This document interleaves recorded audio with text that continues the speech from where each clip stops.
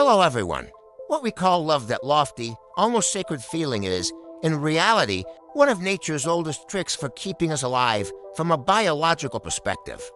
Our emotions are nothing more than our genes striving to survive. The brain is a highly sophisticated machine designed to ensure the continuation of the species. That intense attraction we feel toward another person is largely the work of hormones like dopamine and oxytocin. This chemical cocktail temporarily overrides our ability to think rationally, with one purpose: to bond to individuals and lay the foundation for new life in nature.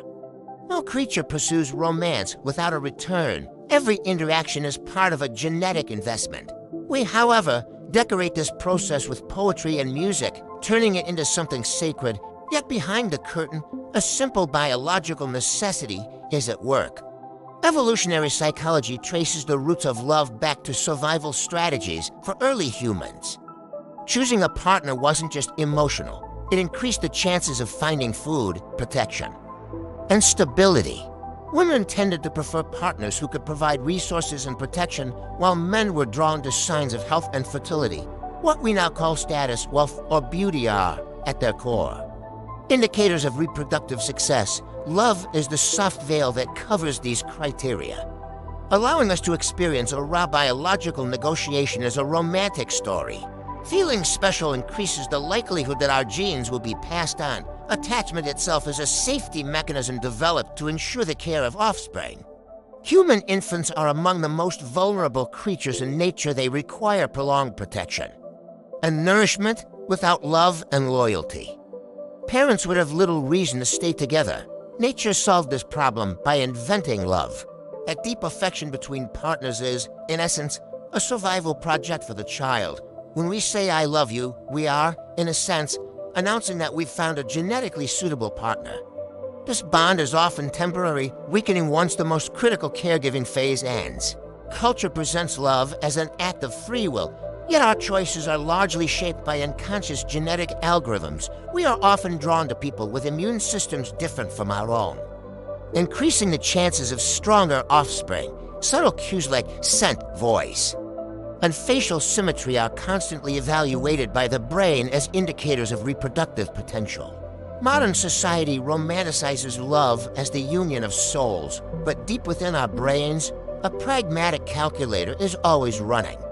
That overwhelming passion we feel when we fall in love is partly the temporary suppression of the prefrontal cortex. Sexuality is the most powerful tool in this grand strategy. Pleasure is nature's reward system, pushing living beings toward reproduction. Sexual attraction is, biologically speaking, a way of saying our genes should combine. Differences between men and women also shape how love is experienced evolutionarily.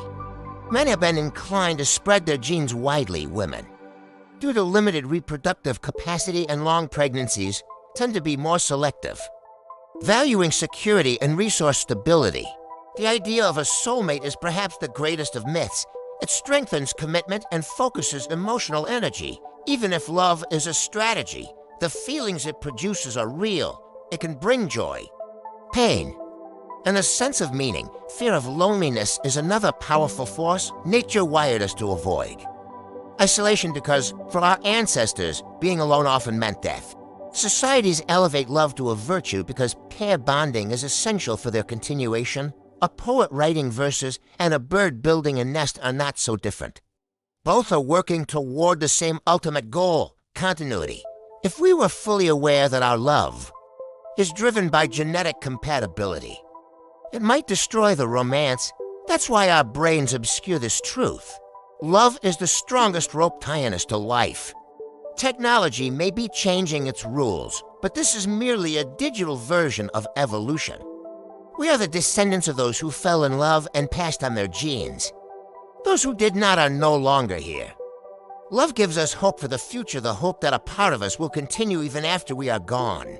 Biology explains why we fall in love, but how we experience and live that love is our own story. Our poems, songs, and sacrifices are magnificent structures built upon a pragmatic foundation. No matter how practical the base, the beauty within is real. Perhaps that is why, even if we suspect love is an illusion, we choose to believe in it anyway.